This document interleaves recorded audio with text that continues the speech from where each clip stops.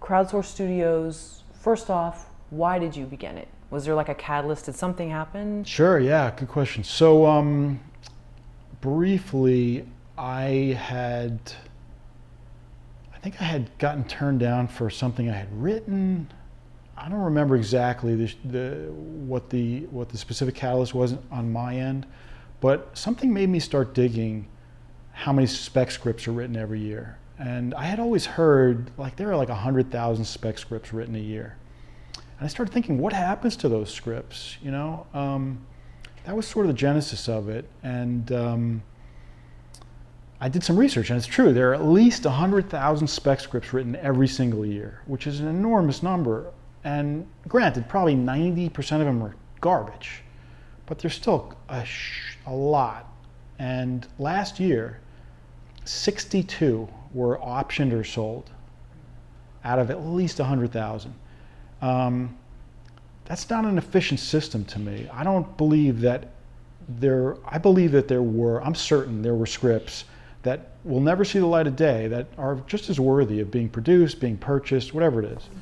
I started thinking about that. What's a better way to, or what's an alternative or additional way to put some light on these scripts? And what about the guy or the girl who doesn't have a rep?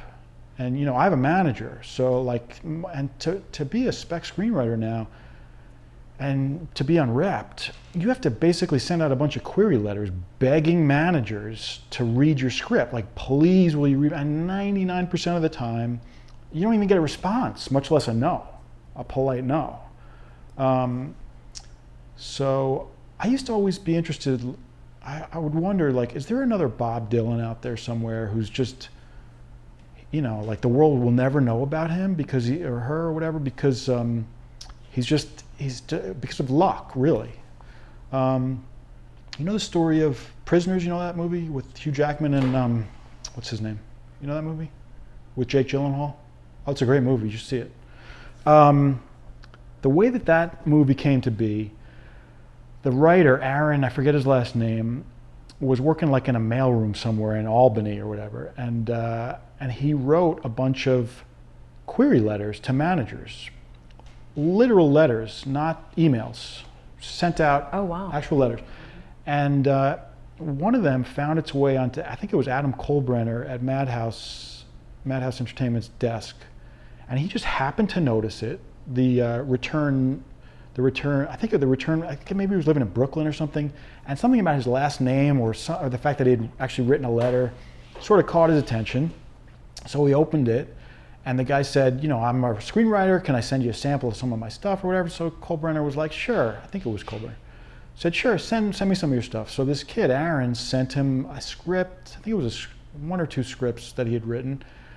And Kohlbrenner said, yeah, you've got something, but I don't really like these scripts. What else do you have?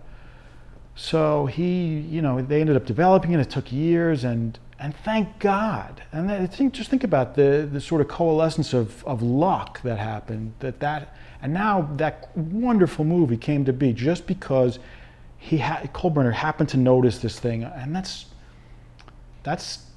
terrible. That it should take such a stroke of luck for that. There should be a better system, in my view, for scripts to get through the gatekeepers or to the gatekeepers and sort of get a fair shot, right? So I started thinking, what's a better way to do that? And that's kind of the short answer, medium. That's the long answer to how we started it.